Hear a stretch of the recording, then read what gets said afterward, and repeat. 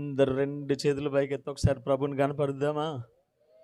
కాస్త గట్టిగా హల్లెలూయా, హల్లెలూయా.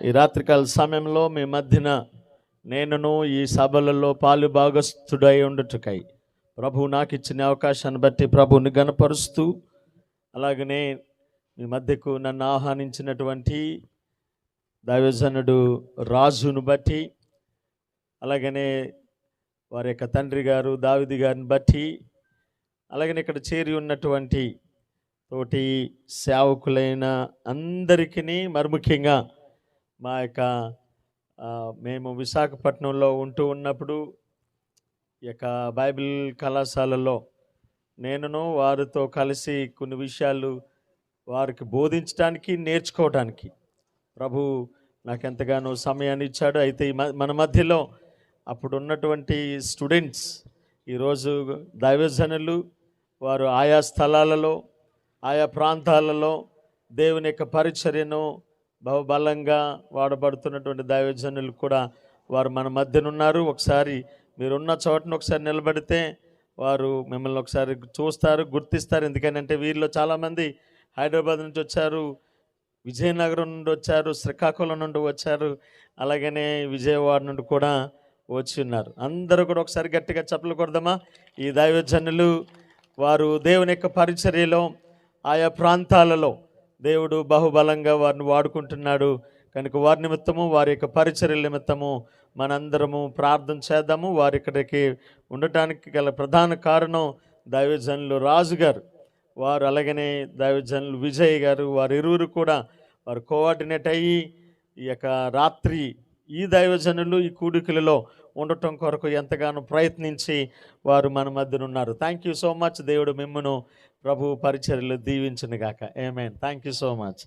రేపటి దినం మీకుంది కనుక మిగతా కార్యక్రమంలో మీరు వెళ్దురు కానీ. దేవునికి స్తోత్రం కలిగిన గాక. హల్లెలూయా, హల్లెలూయా.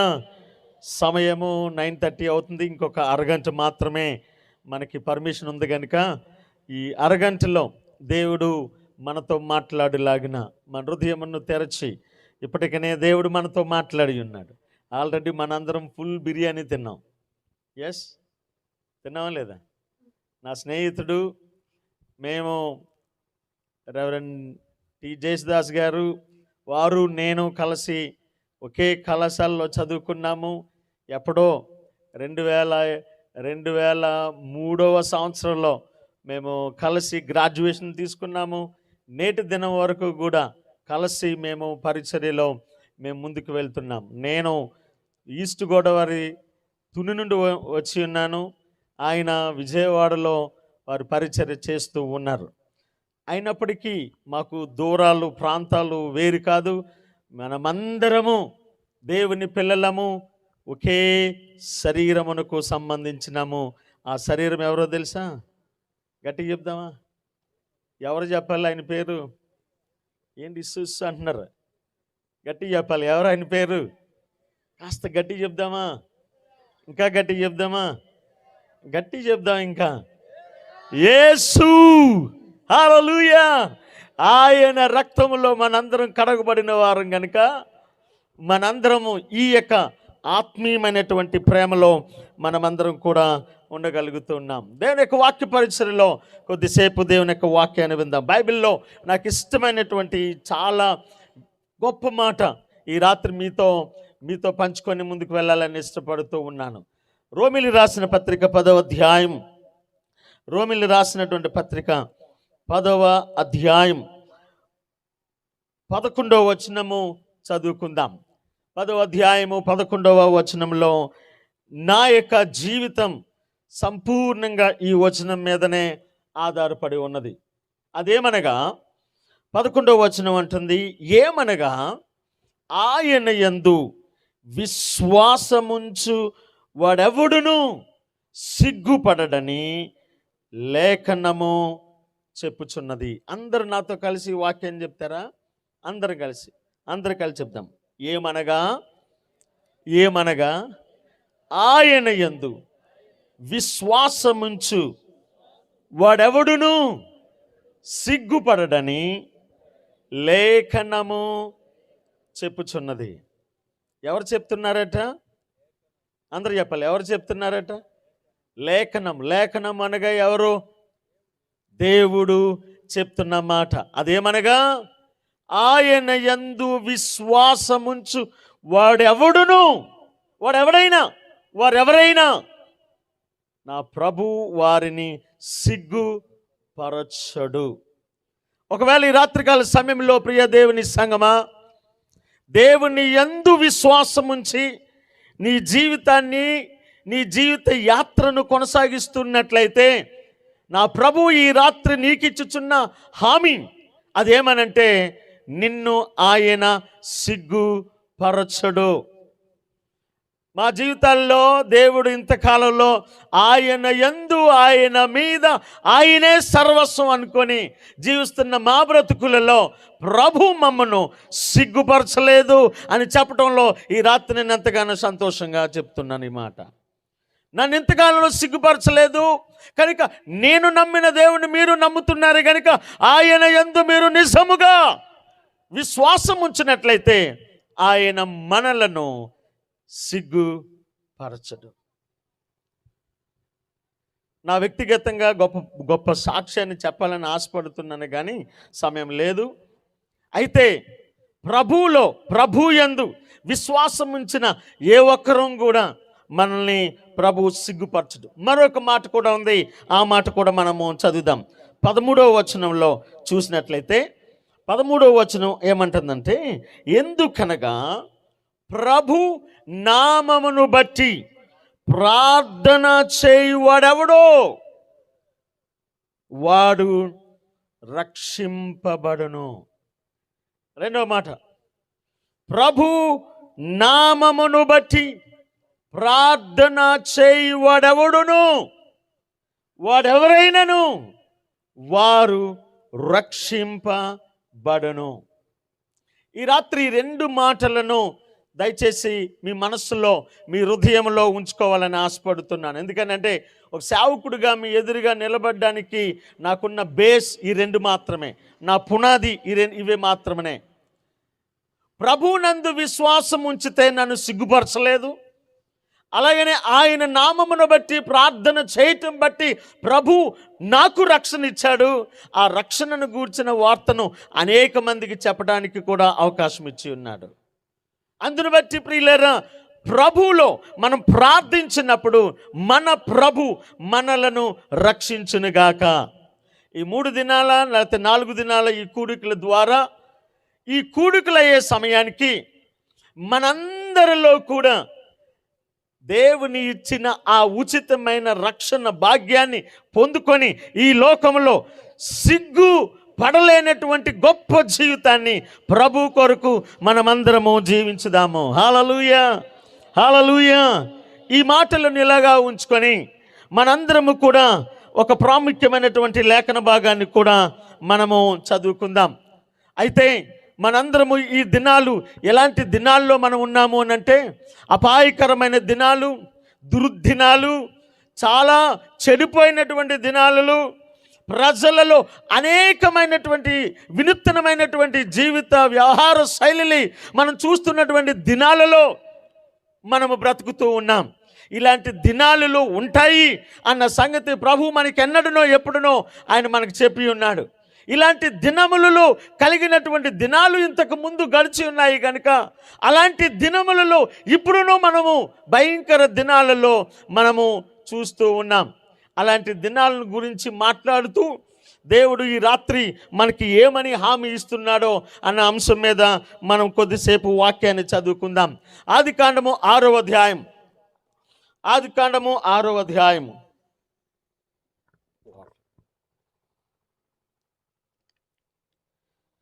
6వ అధ్యాయము ఆ యొక్క ఆఖరి వచనంలో 21, 22 వచనాలు నేను చదువుతాను. మరియు తినుటకు నానా విధములైన ఆహార పదార్థములను కూర్చుకొని నీ దగ్గర ఉంచుకొనుము, అవి నీకును వాటికిని ఆహారమగునని చెప్పెను. నోవాహు అట్లు చేసెను. దేవుడు అతని ఆజ్ఞాపించిన ప్రకారము యావత్తు చేసెను. ఈ మాట చెప్దామా? దేవుడు అతనికి ఆజ్ఞాపించిన ప్రకారము యావత్తును చేసెను. దేవునికి స్తోత్రం. ఈ దినాన్ని, ఈ యొక్క వాక్యాన్ని మనం చదివి చూసినట్లయితే అక్కడ నోవాహు కాలము ఎలాంటి దినాలు గడుచుచున్నాయి అనంటే భయంకరమైనటువంటి దినాలు, పాపము ప్రబలిపోతున్నటువంటి దినాలు, చెడిపోయినటువంటి దినాలలో అతి ఘోరమైనటువంటి వ్యవస్థలను చూస్తున్నటువంటి దినాలు మనం చూస్తూ ఉన్నాం. అందుకు బట్టి దేవుడు నోవాహు ద్వారా ఒక మాటను దేవుడు చెప్తున్నాడు. అదేమనగా, ఇదిగో ఇలాంటి చెడిపోయిన ఈ దినములను, ఈ మనుషులను నేను నాశనము చేయదును జలప్రలయం చేత అని దేవుడు నోవాహుకు చెప్తూ ఉన్నాడు. అలాగనే లోతు దినములలో కూడా ఆ భయంకరమైనటువంటి దినాలలో, పాపముతో ప్రబలిపోతున్నటువంటి దినాలలో లోతు ద్వారా భయంకరమైన అగ్నిగంధకము చేతను నాశనము చేసినటువంటి విధమును మనం చూస్తున్నాం. అయితే ప్రభువు అయిన వాక్య భాగం మనకు చెప్తున్నది ఏంటంటే, ఈ రెండిటికన్నా ఇంకా భయంకరమైన దినం ఎప్పుడు అని అంటే, నా ప్రభువు తిరిగి ఈ లోకములోనికి రాకమునుపు ఉన్న దినాలు ఉన్నాయి చూసారా, అవి ఇంకా ఘోరమైనటువంటి దినములు అని బైబిల్ గ్రంథంలో మనం చూస్తూ ఉన్నాం. అయితే ఈ దేవుడు ఈ యొక్క దినాలను బట్టి ఆయన పరిష్కరించుచున్నటువంటి పరిష్కారం ఏమిటి అని ఆలోచన చేసినట్లయితే, దేవుని యొక్క మాట వినేవారు లేరు. ఆ దినములలో దేవుని యొక్క మాట వినడానికి ఏ ఒక్కరూ కనిపించలేదు. అలాంటి దినములలో దేవుని మాట వింటున్నటువంటి ఒకే ఒక వ్యక్తి ఉన్నాడు. ఆయన పేరే నోవాహు. దేవుని మాట యందు శ్రద్ధ కలిగిన వాడు, దేవుడు ఏమి చెప్తే దాని ప్రకారంగా జీవించి దేవుని యందు భక్తి శ్రద్ధలతో కలిగి ఉన్నటువంటి వాడు నోవాహు. ప్రియ దేవుని బిడ్డలారా, ఈ దినాల్లో కూడా మనుషులు ఎలాంటి వారు ఉన్నారు అని అంటే, దేవుని మాట విననొల్లని ప్రజలే ఎక్కువ మంది మనకు కనబడుతూ ఉన్నారు. దేవుని యొక్క మాటను పెడచెప్పును పెట్టిన వారే ఎక్కువ మంది ఉన్నారు. దేవుడంటే ఇష్టం లేని వారే ఎక్కువ మంది ఉన్నారు. దేవుడంటే నిర్లక్ష్య ధోరణి కలిగిన వారే అనేక మందిని చూస్తూ ఉన్నాం. దేవుని యొక్క మాటను అంగీకరించేవారు లేరు. దేవుని యొక్క మాట యందు శ్రద్ధ కలిగినటువంటి వారు లేరు. దేవుని యొక్క మాటను వారు హృదయంలో ఉంచుకొని దాన్ని ధ్యానించేవారు లేరు. అందరూ బిజీగా ఉన్నారు. మనుషులందరూ బిజీ. ఎంత బిజీ అని అంటే, అనేకమైన పనులు, ఒత్తిడి బిజీ, అనేకమైన కార్యక్రమాల్లో మనకు బిజీ, అనేకమైన విషయాలలో, తినటంలో, త్రాగటంలో, జీవించటంలో, అన్నిటిలో బిజీ ఉన్నామే కానీ దేవుని కొరకైన విషయంలో ఏ ఒక్కరు కూడా బిజీగా ఉండటం లేదు. దేవుని కొరకు జీవించటంలో, దేవునితో ఉండటంలో ఏ ఒక్కరు కూడా ఉండటం లేదు. మనందరికీ తెలుసు, సమూయేలు జీవితంలో చిన్న బాలుడిగా ఉంటున్నప్పుడు, ఏలీ దగ్గర పరిచారకుడిగా ఉంటున్నప్పుడు, దేవుడు ఎవరితో మాట్లాడదామా అని, ఎవరితో ఆ యొక్క విషయాన్ని చెబుదామని దేవుడు ఎదురు చూస్తూ ఉంటున్నప్పుడు, ఆ యొక్క సమూయేలును దేవుడు ఏర్పాటు చేసుకొని సమూయేలుతో పిలుస్తున్నాడు. సమూయేలు అని పిలుస్తూ ఉంటే, సమూయేలు బాలుడైన ఈ సమూయేలు యజమానుడు పిలుస్తున్నాడేమని పరిగెత్తుకొని వెళ్ళి, అయ్యా నా ఏలినవాడా, నా యజమానుడా, ఇక్కడే ఉన్నాను, చిత్తగించము, నాతో మాట్లాడు అని అంటే, ఏలీకి తెలిసిపోయింది దేవుడే మాట్లాడుతూ ఉన్నాడు. దేవునికి స్తోత్రం, హల్లెలూయా. ఏలీతో కూడా దేవుడు మాట్లాడలేదు. సీనియర్ మోస్ట్ విశ్వాసి. కానీ దేవుని యొక్క మాట ఆ ఏలీకి కూడా దూరం అయిపోయాడు. బాలుడైనటువంటి ఆ సమూయేలుతో మాట్లాడుతూ, అప్పుడు ఏలీ అంటున్నాడు, ఇకపైన ఆ స్వరము వింటే చిత్తగించుము ప్రభువా, మాట్లాడు అనమన్నాడు. దేవునికి స్తోత్రం. ప్రియ దేవుని బిడ్డలారా, ఈ అంత్య దినాలలో దేవుని యొక్క మాట వినలేని మనుషులు మనం చూస్తూ ఉన్నాం. దేవుని యొక్క మాటను పడచెవిన పెట్టేవారిని చూస్తున్నాం. దేవుని యొక్క మాట పట్ల నిర్లక్ష్య ధోరణి. పాటలు పాడినప్పుడు అందరూ సంతోషంగా ఉంటారు, చప్పట్లు కొడతారు, ఆరాధిస్తారు, అన్నీ ఉంటాయి. కానీ అదే దైవజనులు లేచి నిలబడి వాక్యం చెప్పే సమయానికి నెమ్మదిగా జారిపోయినటువంటి అనేక మంది వారిని చూస్తూ ఉన్నాం. లేకపోతే పాస్టర్ గారు నిలబడ్డాడు అని అంటే ఏదో రకంగా ఆయన నాతోనే, నా సమస్యలతోనే మాట్లాడతాడు, నా బలహీనతల గురించి ఆయన మాట్లాడతాడు, ఎవరు వింటారు అని చెప్పేసి నెమ్మదిగా జారిపోయినటువంటి వ్యక్తులు మనం చూస్తున్నాం. వినగలిగే మనుషులు లేరు, దేవుని యొక్క మాటను శ్రద్ధ వహించేవారు లేరు. నోవాహు ఆ భయంకరమైన దినాలలో దేవుని యొక్క మాట నోవాహుతో మాట్లాడుతున్నాడు. నోవాహు, ఇదిగో నేను నీ కొరకు ఒక ఆజ్ఞ ఇచ్చుచున్నాను. ఆ ఆజ్ఞ ఏంటంటే, ఇదిగో నీవు ఈ దేశంలో ఉన్నటువంటి అనేక మంది ప్రజలు వారు నశించిపోతూ ఉన్నారు, అనేక మంది ప్రజలు నీకు దూరం అయిపోతున్నారు కనుక ఆ ప్రజల కొరకు నీవు ఒక మంచి ఓడను కట్టమన్నాడు. దేవునికి స్తోత్రం. ఏం కట్టమన్నాడట? ఓడను. దేవుడు ఓడను కట్టమన్నాడే కానీ డబ్బులు ఇవ్వలే. దేవుడు మంచి మంచి గొప్ప గొప్ప పనులన్నీ మనకి చెప్తాడు, కానీ ఏమివ్వడు? డబ్బులు ఇవ్వడు. పని ఇచ్చినోడు ఏమివ్వాలి? డబ్బులు ఇవ్వాలిగా. నోవాహుతో అన్నాడు, నోవాహు, ఇదిగో నువ్వు ఒక ఓడను నిర్మించు. ఆ ఓడను ఎలా నిర్మించాలో చెప్పాడు, దాని పొడవు చెప్పాడు, ఎడల్పులు చెప్పాడు, ఎన్ని కిటికీలు పెట్టాలో చెప్పాడు, ఎన్ని ద్వారాలు పెట్టాలో చెప్పాడు, అన్నీ చెప్పాడు. కానీ ఏమీ లేదు. ఏటీఎం కార్డు ఇవ్వలే, బ్యాంకులో డబ్బులు వేసి ఇవ్వలే. సేవకులకి దేవుడికి చాలా గొప్ప దర్శనాలు ఇస్తాడు. దేవుడు అంటాడు, ఇదిగో తలకిందులుగా చేయగలిగిన వ్యక్తి నీవు నీడము, నీ వెంట నేను ఉంటానంటాడు. ఆయన మన వెంట ఉంటాడు అని మేము అనుకుంటాం, కానీ తర్వాత రోజు నుంచి ఎవరో కనబడరు, ఏ ఒక్కరు మాతో ఉండరు.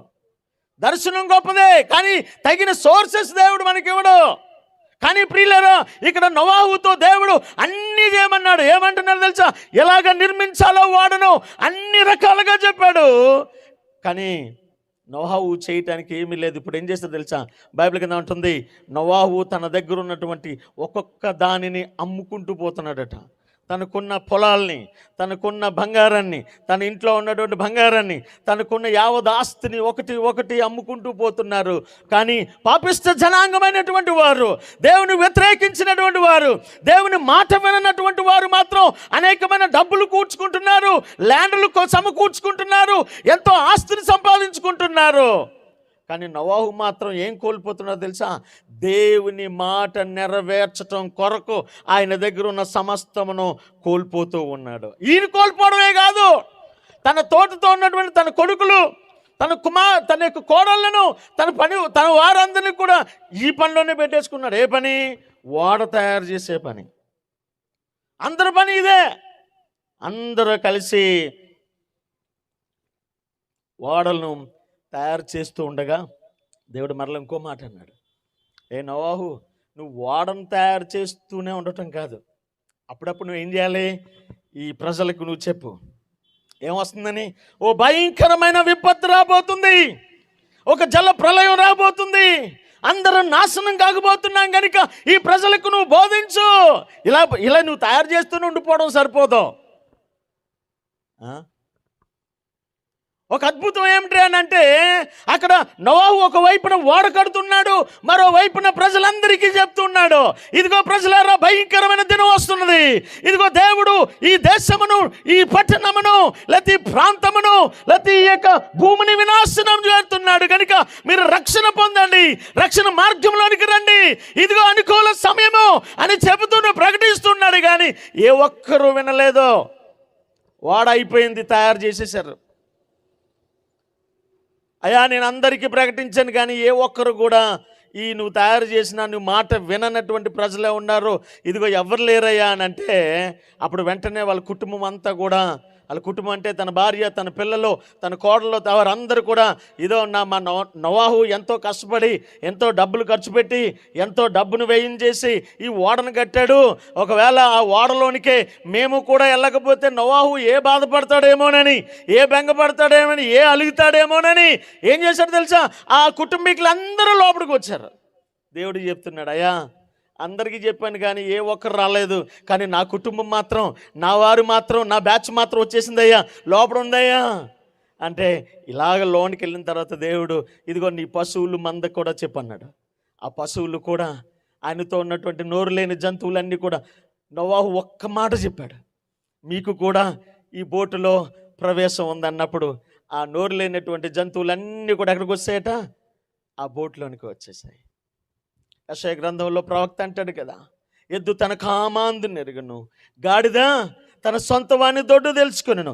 అయ్యో నా ప్రజలు ఏం చేయట్లేదట, నా మాట విననొల్లటం లేదు.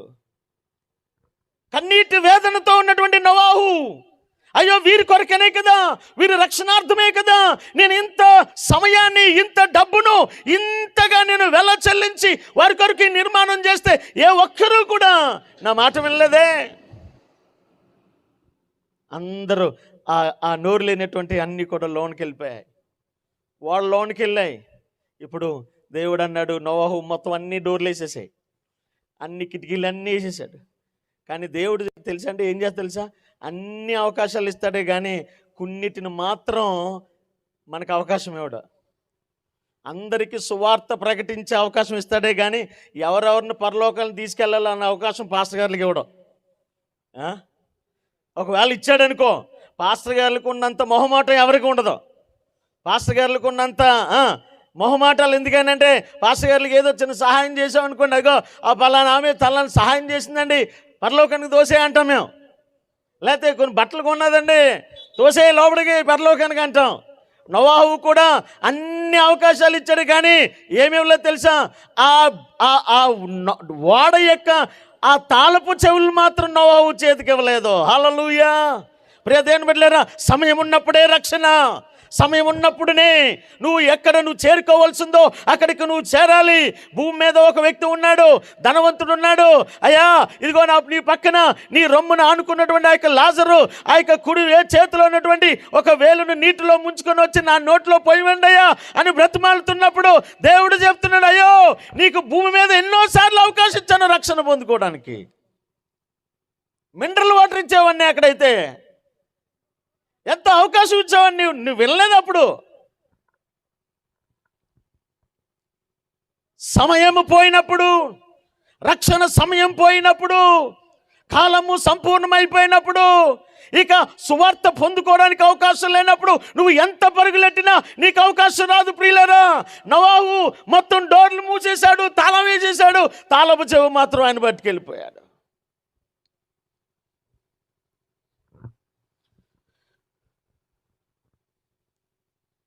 తాళపు చెవి ఆయన పట్టుకొని వెళ్ళిపోయినప్పుడు మనందరికీ తెలిసి ఏం జరిగిందో.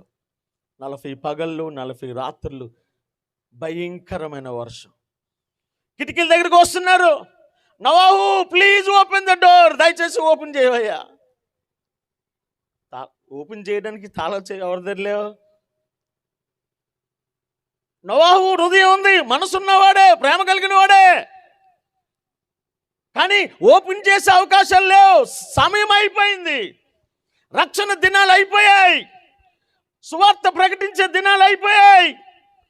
ఎన్నోసార్లు ఆ నోవాహు మీ ఇంటికి వచ్చాడు, అనేక సార్లు బోధన చేశాడు, అనేక సార్లు చెప్పాడు, ఇదే అనుకూల సమయం, ఇదే రక్షణ దినం, రండి మీ పాప భారం అంతా మోయటానికి నా ప్రభు ఉన్నాడు, రండి రండి అని ఎన్నో మారులు చెప్పినా ఈ ప్రజలు వినలేదు.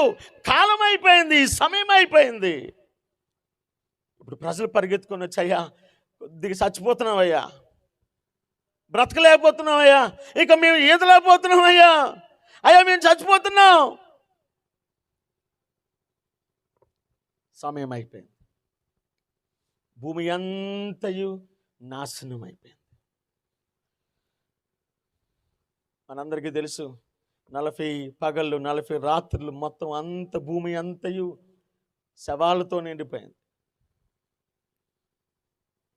దేవుడే మరలా డోర్ ఓపెన్ చేశాడు, బయటకు వచ్చాడు నోవాహు. బయటకు వచ్చి చూస్తున్నాడు. బయటకు వచ్చి చూస్తే ఎలా ఉన్నాడు తెలుసా, మొత్తం అంతా నాశనం. ఇప్పుడు దేవుడు మరలా నోవాహుతో మాట్లాడుతున్నాడు. నోవాహు, ఈ ఓడ కట్టడానికి నువ్వు ఎన్ని ఎకరాల భూమి అమ్ముకున్నావు? అయ్యా నేను 50 ఎకరాలు అమ్ముకున్నాను అయ్యా. అప్పుడు ప్రభు ఏమంటున్నాడు తెలుసా, తూర్పుకి, పడమరకి, ఉత్తరానికి, దక్షిణానికి నీ కనుసూపు మేరలో ఎంత కనబడుతుందో అంతా నీదే, తీసుకో. దేవునికి స్తోత్రం, హల్లెలూయా. అయ్యా నీ భార్య కొరకు, నీ భార్యలో ఉన్న బంగారాన్ని ఎంత అమ్మేశావు? నీ పిల్లల యొక్క బంగారాన్ని ఎంత అమ్మేశావు ఈ ఓడ నిర్మించడం కోసం? ఎంత ఆస్తిని పోగొట్టుకున్నావు. ఇదిగో చూడండి, అనగార జనం, దేవుని మాట విననటువంటి జనం, ఈ బంగారం మీద, ఈ భూముల మీద ఆధారపడిన జనం అందం అయిపోయారు, నాశనం అయిపోయారు. అలా వెళ్ళి ఎత్తుకోండి అంతే. ఎంత బంగారం మీరు ఎంత ఏరుకుంటే అంతే, ఎంత కావాలన్నా తీసుకోండి. ఏది ప్రభు కొరకు పోగొట్టుకున్నారో దేవుడు వారికి మరల నూరంతులుగా కలగజేశాడు. అందరు దేవునికి స్తోత్రం చెప్దాము. ప్రియ దేవుని బిడ్డలారా, ఒకవేళ నువ్వు దేవుని కొరకు ఏదైనా పోగొట్టుకుంటున్నావు అనుకుంటున్నావేమో, ప్రభు కొరకు నువ్వు ఏదైనా వదులుకున్నావేమో, నీ డబ్బును, నీ ఆస్తిని, నీ కుటుంబాన్ని, నీ బంధువులు, నీ స్నేహితులను నువ్వు ఏదైనా వదులుకున్నావేమో, నా ప్రభు నువ్వు వదులుకున్న ప్రతి దానిని చక్రవడ్డీతో తిరిగి ఇచ్చేసిన గాక. హల్లెలూయా, హల్లెలూయా. ప్రభు కొరకు నువ్వు ఏం వదులుకున్నా. నేను చాలాసార్లు బాధపడుతుంటాను.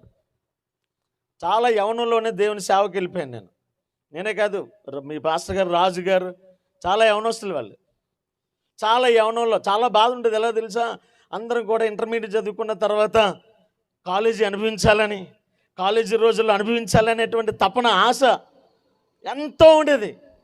నేను అనుకుంటాను, అయ్యో కాలేజీ చదవకుండా, డిగ్రీ చదవకుండా, కాలేజీ ఈ లోకంలో ఉన్నటువంటి అందాలను, ఆనందాలను అన్నిటిని అనుభవించకుండా ఎందుకు నేను బైబిల్ పట్టుకున్నాను, కొద్దిగా ఆలస్యంగా పట్టుకుంటే బాగుండు, పెండ్లి అయిపోయిన తర్వాత పట్టుకున్న బాగుండు, లేకపోతే నాకు 40 సంవత్సరం వచ్చిన తర్వాత పట్టుకుంటే బాగుండు, లేకపోతే ఏదో మూలన జారిపోయిన తర్వాత పట్టుకుంటే బాగుండు అని ఎక్కువసార్లు బాధపడుతుండేవాడిని నేను. యవనం అంతా కూడా ఈ దేవుని సేవలోనే గడిచిపోయింది నా జీవితం అని బాధపడుతుండేవాడిని. కానీ మీకు తెలుసా, నేను ఆ యవన కాలములో ప్రభు పని కొరకు నాకు నేనుగా ఆయనకి సమర్పించుకున్నాను కనుక ప్రభు నాకు అప్పటిచ్చిన ఆనందం, ఈరోజు ఆనందం, ఏ రోజు నా ప్రభు నా ఆనందానికి ఏ రోజు కొరతనివ్వలేదు. హల్లెలూయా. అంటే నువ్వు ప్రభు కొరకు నువ్వు ఏం వదులుకున్నా అది మనకి లాస్ కాదు, గెయినింగే, లాభమే. ప్రభు కొరకు నువ్వు ఏం వదులుకున్నా ప్రియ దేవుని బిడ్డలారా, ప్రభు మహిమార్థము నువ్వు ఏం వదులుకున్నా, ప్రభు పరిచర్య కొరకు నువ్వు ఏం వదులుకున్నా మరలా you will get it back. నువ్వు మరలా పొందుకుంటావు దాన్ని. నోవాహు అంతా పోయింది, ఆస్తులంతా పోయాయి, దేవుని కొరకు అంతా అమ్మేసుకున్నాడు, బంగారం పోయింది, అంతా పోయింది. కానీ ఇప్పుడు మరలా ప్రభు ఏం చేస్తుందో తెలుసా, ఆయనకి ఏది పోయిందో మరలా ఆయనకు నూరంతులుగా కలగజేస్తూ ఉన్నాడు. హల్లెలూయా, హల్లెలూయా. ప్రియ దేవుని బిడ్డలారా, ఇప్పుడు ఆ కుటుంబం ఎంతో ఆనందిస్తూ ఉన్నది. కుటుంబంలో ఎంతో ఆనందం. ప్రియ దేవుని బిడ్డ, నువ్వు దేవుని సన్నిధానంలో నువ్వు ఆనందించాలి.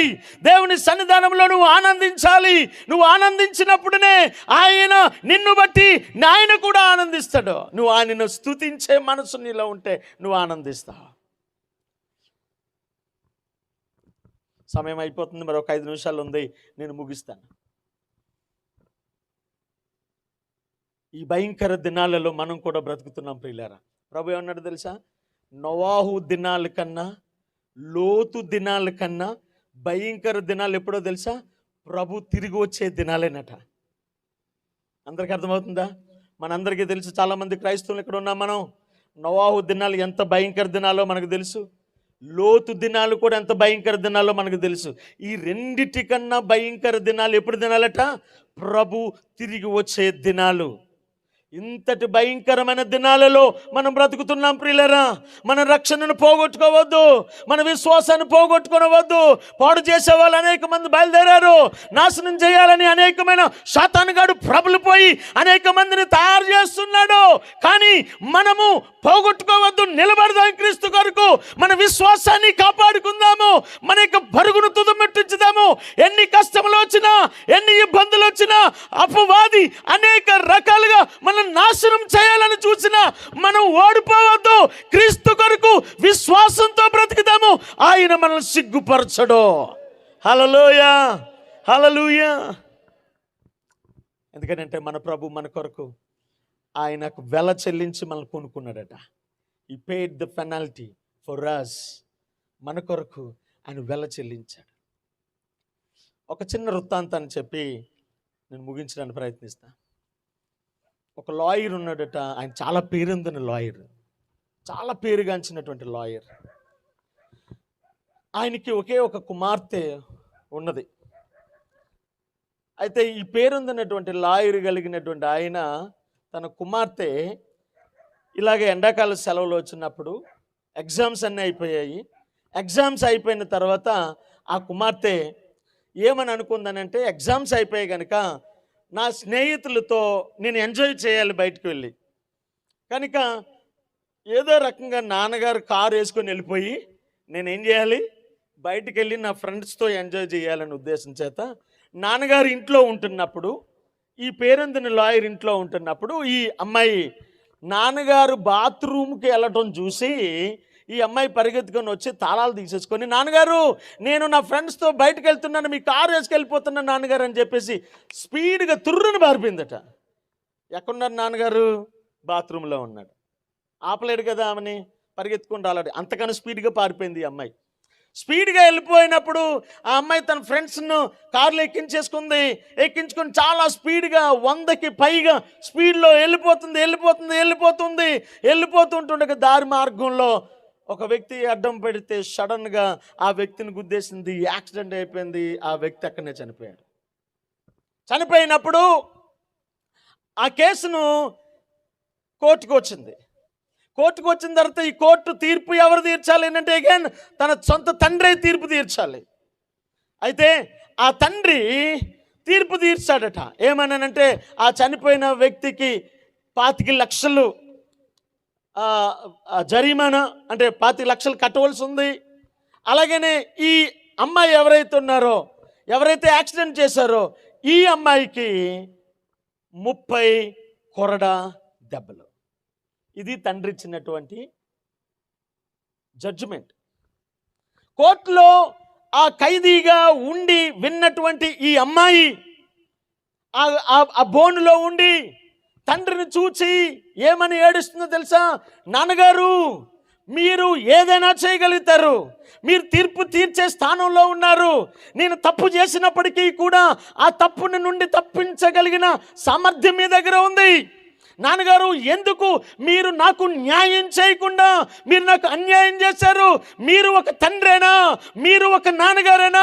మీరు ఎన్నోసార్లు I love you my daughter, నా కూతురాన్ని ఎంతగానో ప్రేమిస్తున్నాను, ఐ లవ్ యూ అని ఎన్నో 100 సార్లు చెప్పారు. ఈ చెప్పిన మాటలన్నీ తప్పు కదా, అబద్ధం చెప్పారు కదా నా కోసం. ఐ లవ్ యూ అని ప్రతిరోజు చెప్తారు, ఆ మాట అబద్ధమే కదా. నాన్నగారు, మీరు నన్నే రక్షించుకోలేకపోయారే, మీరు ఒక తండ్రేనా? మీరెందుకు న్యాయవాది? ఇంతకీ ఏంటో తెలుసా? ఆ అమ్మాయి కారు నడుపుతున్న కారుకున్న ప్రాబ్లం ఏంటంటే, ఆ కారుకి బ్రేకులు ఫెయిల్ అయిపోయినటువంటి కారు అది. ఆ తండ్రి బాత్రూంలో ఉండి ఆయన పరిగెత్తుకొని వస్తున్నాడట. అమ్మా పట్టుకెళ్ళకరా, అది బ్రేకులు ఫెయిల్ అయిపోయింది అని చెప్పడం కోసం పరిగెత్తుకొని వస్తున్నాడు తండ్రి. కానీ కూతురు విన్నదా అంటే వినలే. ఇప్పుడు చేసిన తప్పేంట్రా అని అంటే, బ్రేకులు ఫెయిల్ అయిపోయిన కారు డ్రైవ్ చేయడం ఒక తప్పు, రెండవది ఆ రోడ్డు మీద వెళుతున్న వ్యక్తిని చంపేయడం మరో తప్పు. ఈ 2 తప్పులకి తండ్రి ఇప్పుడు తీర్పునిచ్చేశాడు. ఈ తీర్పుని బట్టి కూతురు బోనులో ఏడ్చి తండ్రిని తిడుతున్నది. ఇప్పుడు ఆ తీర్పును ఎగ్జాక్ట్గా తండ్రి ఏ రీతిగా తీర్పు తీర్చాడో దాన్ని నెరవేర్చాలి. ఇప్పుడు తండ్రి ఏం చేసి తెలుసా? ఆ సీట్లో నుండి, ఆయన తీర్పు తీర్చే సీట్లో నుంచి కిందకి దిగివేసి తనకున్న కోటును, తను వేసుకున్నటువంటి ఆ యొక్క నల్ల కోటును తీసి పక్కన పెట్టి కిందకు వచ్చి అక్కడ ఎవరికైతే డబ్బులు చెల్లించవలసిందో ఆ 25 లక్షల చెక్ కూడా వారికి ఇచ్చేసాడట. అంత మాత్రమే కాదు, ఇవ్వటం మాత్రమే కాదు, ఇప్పుడు ఏం చేయాలి? 30 కొరడా దెబ్బలు కొట్టడానికి ఆ యొక్క కుమార్తెను తీసుకుని వెళ్ళి స్తంభానికి కట్టడానికి వెళుతూ ఉంటుండగా తండ్రి పరిగెత్తుకొని వెళ్ళి అమాంతముగా ఆ కూతురు మీద పడి ఒక్క దెబ్బ కూడా తగలనకుండా ఆ తండ్రి 30 కొరడా దెబ్బలు కూడా ఆయనకు ఈపు మీద శరీరం అంతయు గాయమైపోయినట్టుగా ఆయన సంపూర్ణంగా 30 కొరడా దెబ్బలు తిన్నాడట. 30 కొరడా దెబ్బలు తిన్న తండ్రి ఆఖరి దెబ్బకి తన ప్రాణాన్ని కూతురి రక్షించుకోవడం కోసం చనిపోయాడట. కూతురు ఇప్పుడు ఏడుస్తుంది. నాన్నగారు, మీరు మంచి న్యాయవాది, మంచి తీర్పునిచ్చేవాడు కనుక మీరు ఆ సీట్లో నుండి మంచి తీర్పునిచ్చారు.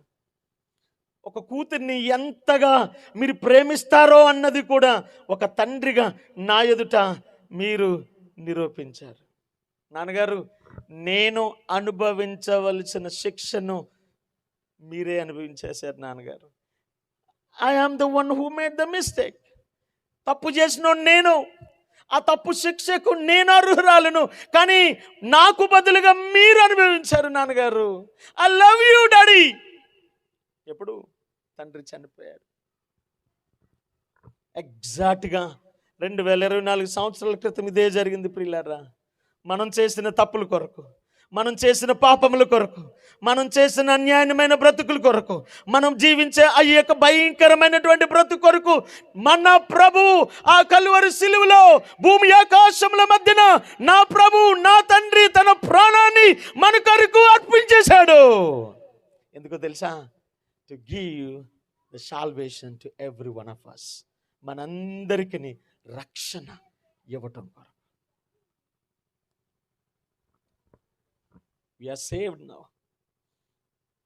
అసలు మనం చేసిన తప్పులకి, మనం చేసిన పాపాలకి మనం శిక్ష అనుభవించాలి. బట్ మనం శిక్ష అనుభవించటం లేదు. We are saved. మనం రక్షింపబడ్డాం. దేవునికి స్తోత్రం చెప్దామా? మన రక్షణను బట్టి దేవునికి స్తోత్రం చెప్దామా? గట్టిగా చప్పలు కొట్టి దేవుని మహిమపరుద్దామా? దేవా, నీవు ఇచ్చిన రక్షణ బట్టి నీకు వందనాలయ్యా. అయ్యా, నీవు నా కొరకు ఇంత వెలను చెల్లించిన దేవా, నీకు వందనాలు ప్రభువా. ఆయన ఈ రోజున is commanding it to every one of us. ఈ రోజున మనందరిని ఆజ్ఞాపిస్తున్నాడు. ఆ రక్షణ నీకు మాత్రమే కాదు, ఆ రక్షణ మనుషులందరి కొరకు, అందరి కొరకు. ఈ రోజున వాక్యం ఉంటున్న ప్రియ దేవుని బిడ్డ, నువ్వు నేను చాలా సొఫిస్టికేటెడ్గా కూర్చున్నాం, చాలా సేఫ్టీగా ఉన్నాం. బట్ మనలోనే, మన ఇంట్లోనే, మన ఊర్లోనే, మన ప్రాంతంలోనే అనేక మంది రక్షణ భాగ్యులు లేని వారు ఉన్నారు. ఆయన వారి కొరకు కూడా తన ప్రాణాన్ని ఇచ్చేశాడు. మనం చేయవలసిన పని ఏంటో తెలుసా? ఆ భయంకరమైన దినాలలో యేసు ప్రభు వారు ఆయన తిరుగు రాక మునుపునే నీవు నేను ఏం చేయాలి తెలుసా? వారికి రక్షణ ఇచ్చే పని మీదే మనం ఉండాలి. హల్లెలూయా. ఆ రక్షణ సువార్తను వారు ప్రకటించే పని మీద ఉండాలి. అదే ఈ రాత్రి మన తోటి దైవజనుడు రాజు పాస్టర్ గారు చేస్తున్న పని అదే. ప్రభువా, నువ్వు నన్ను రక్షించావు. ఈ రక్షణ నాకు మాత్రమే కాదు, ఈ బొమ్మరాజుపల్లి గ్రామంలో ఉన్న ప్రతి ఒక్కరికి, ఈ సరౌండింగ్, ఈ సౌండ్ ద్వారా ఎందరు వింటున్నారో వారికి ప్రభువా ఈ రక్షణ వారికి కలుగును గాక. అదే తన యొక్క తాపత్రయం, అదే తన ఆశ. తును నుండి ఎంత దూరం, నేను ఇందాక అదే చెప్పాను, ఇక్కడికి వచ్చి ఇక్కడ చుట్టుపక్కల దైవజనులు లేరా అని అంటే చాలామంది ఉన్నారు. నాకన్నా అద్భుతంగా మాట్లాడిన దైవజనులు ఉన్నారు. మరి ఎందుకు నన్ను ఇక్కడ పిలిచారని అంటే, నేనంటాను బహుశా ఆయన కూడా అనుకుంటున్నాను ఉంటారేమంటే, ఈయన సువార్త ప్రకటిస్తాడు, ఆ సువార్త ఆయన ద్వారా ఈ గ్రామంలో ప్రకటింపబడాలనే ఉద్దేశం చేతనే నన్ను ఆయన రాత్రి పిలిచారు. మరి నేను అక్కడి నుంచి ఇక్కడికి వచ్చాను. ఇప్పుడు మీరు ఎక్కడికి వెళ్ళాలి? మీరు ఇక్కడి నుంచి మీ ఇంట్లోనే ఉన్నారు, చాలామంది మీ ఇంట్లోనే ఉన్నారు, మీ గ్రామంలో ఉన్నారు, మీ తోబుట్టు వారు ఉన్నారు, మీ స్నేహితులు ఉన్నారు. ఇంకా వారు సువార్తను వినలే, వారు ప్రభువుని ఇంకా పొందుకునలే, ఆ రక్షణ భాగ్యాన్ని వారు అంగీకరించలేదు ఇంకా. కనుక నా బాధ్యత ఏంటో తెలుసా? వారికి ఆ రక్షణ సువార్తను మనం ప్రకటించాలి, ఆ రక్షణ భాగ్యంలోనికి వారిని తీసుకొని రావాలి. అప్పుడే నా ప్రభు పరలోకంలో, బైబిల్ ఎంత ఉంటుందో తెలుసా? భూమి మీద ఒక్క రక్షణ పొందితేనట పరలోకంలో డాన్సింగ్ ఉంటుందట, ఫెస్టివల్ ఉంటుందట, పరలోకం సంతోషిస్తుందట. మనం పరలోకాన్ని సంతోష పెట్టగలిగిన వారం మనం ఎప్పుడు తెలుసా? మన తోటి వారిని రక్షించుకున్నప్పుడు. మనకి నోవాహు దినాలు వద్దు, నోవాహు దినాల్లో చనిపోయినంత అలాంటి వినాశనం మనం వద్దు, లోతు దినాలు మనకొద్దు. కానీ ఈ రోజున మనందరి ప్రార్థనల ద్వారా, మనందరి విశ్వాసం ద్వారా అనేక మంది రక్షణ భాగ్యాన్ని పొందుకునే ఈ అవకాశాన్ని మనందరూ వినియోగించుకొని మనందరం కూడా అనేక మంది రక్షణార్థమై మనం ప్రార్థించుదాం. Let's all stand together. మనందరి కొన్ని నిలబడదామా? కొద్ది క్షణాలు, ఒక్క నిమిషం, చాలా సేపటి నుంచి కూర్చున్నాం. Let's all stand together. అందరం కూడా ప్రభు సన్నిధానంలో హల్లెలూయా, హల్లెలూయా, హల్లెలూయా. అందరూ కొద్ది క్షణాలు. ప్రభువా, నువ్వు నాకు ఇచ్చిన రక్షణ బట్టి నీకు వందనాలు ప్రభువా. చెప్దామా? చాలాసార్లు అన్నిటికీ థ్యాంక్స్ చెప్పావు, కానీ రక్షణ గురించి థ్యాంక్స్ చెప్పలేదేమో. ప్రభువా, నీవు ఇచ్చిన ఈ రక్షణ బట్టి నీకు వందనాలయ్యా. Come on speak to him. అందరూ మాట్లాడండి ఆయనతో. కమాన్ అందరం కూడా మాట్లాడదాం. మనలో ఇంకా ఒకవేళ ఇక్కడ రక్షణ పొందుకుంటే ఇక్కడ ఉన్నావేమో, ఒకవేళ రక్షింపబడి నీ తోబుట్టు వారికి నీ తోటి వారికి చెప్పకుండా ఇంకా నువ్వు మౌనంగా ఉన్నావేమో, నా ప్రియ సహోదరుడా, సహోదరి, నా ప్రియ స్నేహితుడా, ప్రభు నీకు ఒక అవకాశం ఇస్తూ ఉన్నాడు. నోవాహుకి ఏ అవకాశం ఇచ్చాడో ఈ రాత్రి నీకును అవకాశం ఇస్తూ ఉన్నాడు. అనేక మంది రక్షణార్థమై ప్రభు నిన్ను వాడుకోవాలని ఆశపడుతున్నాడు. ప్రార్థించు, ప్రభా యూజ్ మీ, నన్ను వాడుకో ప్రభా అని అందరం ప్రార్థన చేద్దామా? మౌనంగా ఉండకుండా ఒక్క నిమిషం అందరం కూడా ప్రార్థన చేద్దాం. Thank you lord. హల్లెలూయా.